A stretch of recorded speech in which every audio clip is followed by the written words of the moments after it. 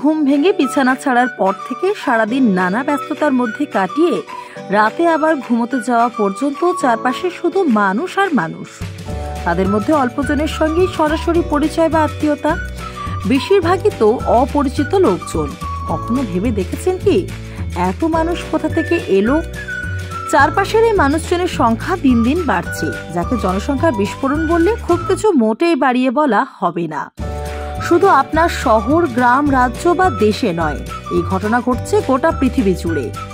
চট করে এসব কথা হয়তো আমরা অনেকেই ভাবি না, কিন্তু ঠান্ডা মাথায় বিষয়টি নিয়ে ভাবতে শুরু করলে আর একটু হিসেব কষতে বসলে আপনার মনের মধ্যে থাকা এই বিষয়ে অনেক আবছা ধারণা পাল্টে যেতেও পারে। আসুন একটু সেদিকে যাওয়ার চেষ্টা করা যাক।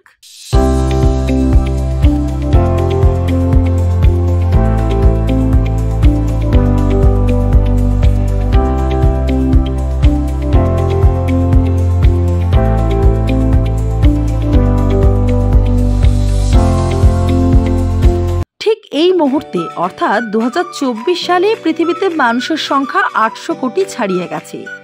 অঙ্কের হিসেব বলছে বর্তমান হারে যদি গোটা বিশ্বের জনসংখ্যা বাড়তে থাকে তাহলে 2060 সাল নাগাদ সংখ্যাটা গিয়ে দাঁড়াতে পারে 1100 কোটিতে। জনসংখ্যার এই বিরাট চাপ কি পৃথিবী বহন করতে পারবে? এই প্রশ্ন কিন্তু উঠে পড়েছে। একটু পুরনো তথ্য ঘাটাঘাটি করলে দেখা যাবে 1950 সাল নাগাদ বিশ্বের জনসংখ্যা ছিল মোটামুটিভাবে 250 কোটির কাছাকাছি। তার মানে গত প্রায় 75 বছরে পৃথিবীর জনসংখ্যা বেড়েছে প্রায় 550 কোটি। এত অল্প সময়ের মধ্যে এত বেশি মানুষের আবির্ভাব পৃথিবীতে ঘটার ফলে দেখা দিয়েছে নানা রকমের সমস্যা। যদিও বিশেষজ্ঞদের একাংশ বলছেন অন্য কথা। তারা বলছেন হাতে গোনা কয়েকটি দেশ ছাড়া বিশ্বের বেশিরভাগ দেশেই শাসন ক্ষমতায় থাকা সরকার এখন নিজের দেশের জনসংখ্যা যাতে লাগাম ছাড়া না বাড়ে সে বিষয়ে সচেতন। নানা রকম ব্যবস্থা তারা এই বিষয়ে নিচ্ছেন। না নিয়েই উপায়ই বা কি? সেই প্রসঙ্গে তো আমাদের যেতেই হবে। তবে তার আগে ফিরে যায় চলুন একটু গোড়ার দিনগুলিতে, এই আখ্যানে সূচনা বিন্দুতে। কোথা থেকে পৃথিবীতে এলো মানুষ? এই বিষয়টি নিয়ে নানা মনির নানা মত। গবেষক ও বিশেষজ্ঞদের মধ্যে একাধিক তথ্য প্রচলিত রয়েছে। সেই কবে ঠিকঠাক বললে 1859 সালে প্রকৃতি ও জীববিজ্ঞানী চার্লস ডারউইন প্রকাশ করেছিলেন তার যুগান্তকারী বই on the origin of species by means of natural selection. প্রকাশের কয়েকদিনের মধ্যে হুড়মুড়িয়ে বিক্রি হয়ে গেছিল সমস্ত কপি। প্রকাশককে আবার ছাপতে হয়েছিল সেই বই অনেক বেশি সংখ্যায়। ডারউইনের এই বই প্রকাশের পর তোলপাড় পড়ে গিয়েছিল গোটা দুনিয়ায়। কয়েক মাসের মধ্যে ইংরেজি ছাড়াও একাধিক ভাষায় এই বইয়ের অনুবাদ প্রকাশিত হয়েছিল।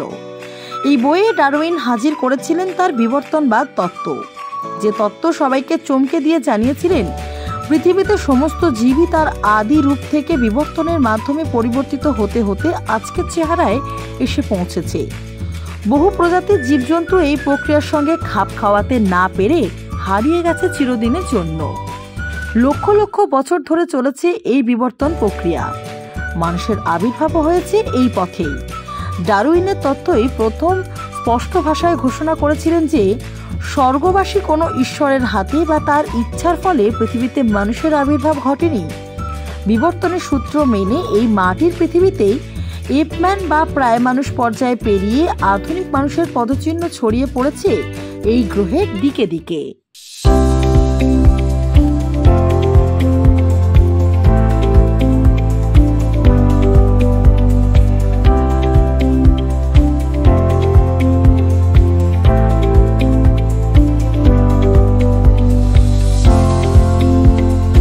ডারউইন যে পৃথিবীতে তার গবেষণা চালিয়েছিলেন সেই পৃথিবী এখন অনেক বদলে গেছে। আমরা তারপর পেরিয়ে এসেছি অনেকটা সময়।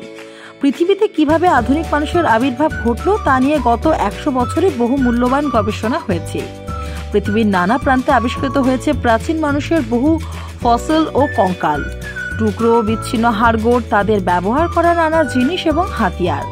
এর ফলে আজকের মানুষের পূর্বপুরুষদের সম্পর্কে অনেক অজানা তথ্য ধীরে ধীরে গত কয়েক দশক ধরে উন্মোচিত হয়েছে। এইসব তথ্য বিশ্লেষণ করে গবেষকরা আমাদের জানিয়েছেন বাঁদর থেকে মানুষের রূপান্তরের ব্যাপারটা কিন্তু মোটেই কোনো সরলরেখার মতো সোজা পথে চলেনি, বরং চলেছে বেশ খানিকটা আঁকাবাঁকা পথে। একটা সময়ে আমাদের এই পৃথিবীতে বসবাস করত একাধিক আদিম মানব গোষ্ঠী, যারা চেহারায়, আচার আচরণে, স্বভাবে ঠিক আজকের মানুষের মতো ছিল না। এই আদিম মানব গোষ্ঠীগুলির নিজেদের মধ্যে বিবাদ, প্রতিযোগিতা, এমনকি মারামারি, খুনোখুনি লেগেই থাকতো। এই সম্পর্কে একেবারে হালফিলের গবেষণায় আমাদের জানাচ্ছেন, আজ থেকে প্রায় 3,15,000 বছর আগে আফ্রিকা মহাদেশে প্রথম আবির্ভাব ঘটেছিল গাছের বদলে মাটিতে থাকতে পছন্দ করা লেজবিহীন প্রায় মানুষ জীবদের, যারা ছিল গাছে বসবাসকারী বাদর প্রজাতির চেয়ে আলাদা বৈশিষ্ট্যের অধিকারী। সবটা নয়, তবে অনেকটাই আজকের পৃথিবীতে আমরা যাদের দেখতে পাই সেই শিম্পাঞ্জি আর গরিলার মতো।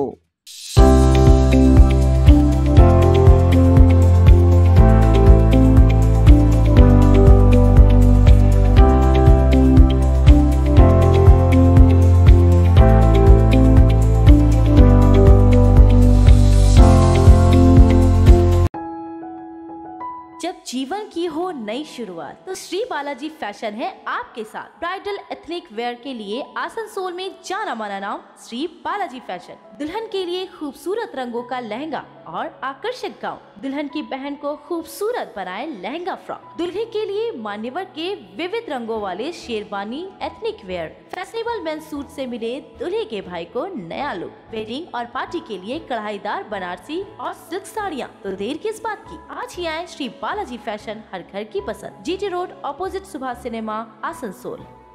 আমরা মানে আধুনিক মানুষেরা আমাদের বিজ্ঞানসম্মত পরিচিতি হলো হোমোসেপিয়েন্স। একটা বড় পরিচয় সূত্রকে ধরলে আমরা হলাম হোমিনি গোত্রের অন্তর্ভুক্ত।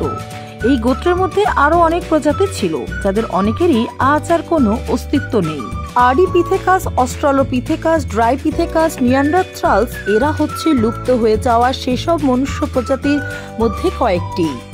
সে যাই হোক, অনেক ভাঙা গড়া, অনেক ওঠা পড়ার মধ্যে দিয়ে চলতে চলতে, অনেক অজানাকে জানতে জানতে প্রাচীন যুগে সেই আদিম মানুষের সভ্যতা আজ এসে পৌঁছেছে তার বর্তমান অবস্থায়। এখান থেকে আজকের সভ্য মানুষের চলার পথ কোন দিকে বেঁকে যাবে, আজ থেকে 1000 বছর পরে পৃথিবীর চেহারাটা ঠিক কেমন হবে, ঠিক কোন কোন সমস্যা তাড়া করে বেড়াবে এই নীল গ্রহের ভবিষ্যতের সেই বাসিন্দাদের, আসুন সেই হিসেবটাও করে ফেলা যাক। পৃথিবীর যে কোনো প্রান্তেই আপনি বেছে নিন না কেন, সেখানে বেঁচে থাকতে গেলে আপনাকে খাদ্য, পোশাক, পানীয় জল, মাথা গোঁজার জন্য একটা আশ্রয়, বিদ্যুৎ ব্যবস্থা, টাকা পয়সা, রোজগারের জন্য একটা কাজ, এসব তো ন্যূনতম পক্ষে জোগাড় করে ফেলতেই হবে। কিন্তু আপনি চাইলেই যে আপনার সুবিধে মতো এসব কিছু জোগাড় করে ফেলতে পারবেন, তার কি কোনো নিশ্চয়তা আছে? না, তা নেই। কেন নেই? এই প্রশ্নের জবাব একটা নয়, অনেকগুলোই হতে পারে। তবে তার মধ্যে একটা নিশ্চিতভাবে হবে প্রবল জনসংখ্যা বৃদ্ধির চাপ। যে কোনো দেশে, শহরে বা গ্রামে অতিরিক্ত জনসংখ্যার চাপ মানে সেখানকার বা তার আশেপাশের মানুষজনের নিজেদের জরুরি প্রয়োজন মেটানোর ক্ষেত্রে সমস্যা তৈরি হওয়া। এই সমস্যার সমাধান সময় মতো করে উঠতে না পারলে পরিস্থিতি গড়াতে পারে বিবাদ, অশান্তি, সংঘর্ষ, এমনকি রক্তক্ষয়ী যুদ্ধের দিকেও। আধুনিক পৃথিবীর ইতিহাসে এমন উদাহরণ কিন্তু কম নেই, যা মনে রাখা দরকার। যে কোনো জায়গায় জনসংখ্যা বৃদ্ধির বিষয়টা কিন্তু শুধু সেই জায়গার ওপরেই নির্ভর করে না। কাছে বা দূরের জায়গা থেকে সেই জায়গায় নানা কারণে প্রচুর লোকজন এসে বসবাস শুরু করলেও বাড়তে পারে সেখানকার জনসংখ্যা। আবার এর পাশাপাশি বিশেষজ্ঞদের একটা বড় অংশ মনে করেন, গত 40 বছরে পৃথিবীতে পরিবেশের দূষণের মাত্রা ব্যাপক হারে বেড়ে যাওয়ার একটা বড় কারণ হলো অতিরিক্ত জনসংখ্যা বৃদ্ধি।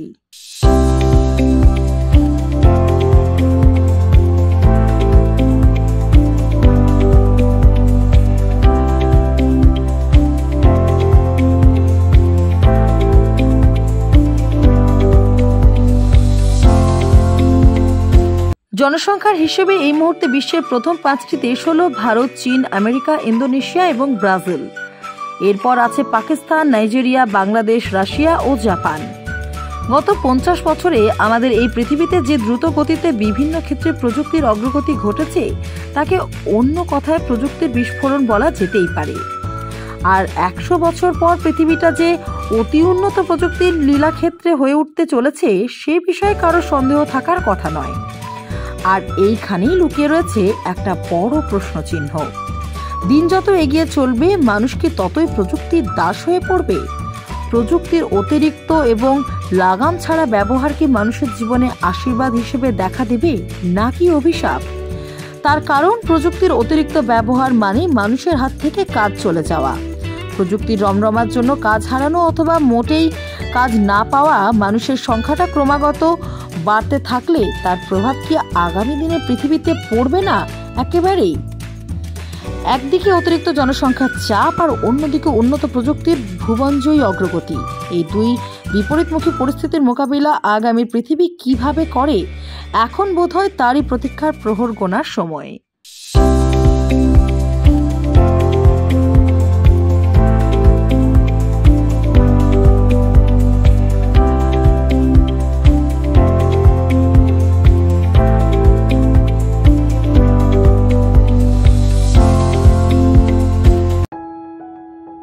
जब जीवन की हो नई शुरुआत तो श्री बालाजी फैशन है आपके साथ। ब्राइडल एथनिक वेयर के लिए आसनसोल में जाना माना नाम श्री बालाजी फैशन। दुल्हन के लिए खूबसूरत रंगों का लहंगा और आकर्षक गाउन, दुल्हन की बहन को खूबसूरत बनाए लहंगा फ्रॉक, दुल्हे के लिए मान्यवर के विविध रंगों वाले sherwani ethnic wear, fashionable main suit से मिले दुल्हे के भाई को नया लुक, वेडिंग और पार्टी के लिए कढ़ाईदार बनारसी और सिल्क साड़ियाँ। तो देर किस बात की, आज ही आए श्री बालाजी फैशन, हर घर की पसंद। GT road, opposite Subhash cinema, Asansol.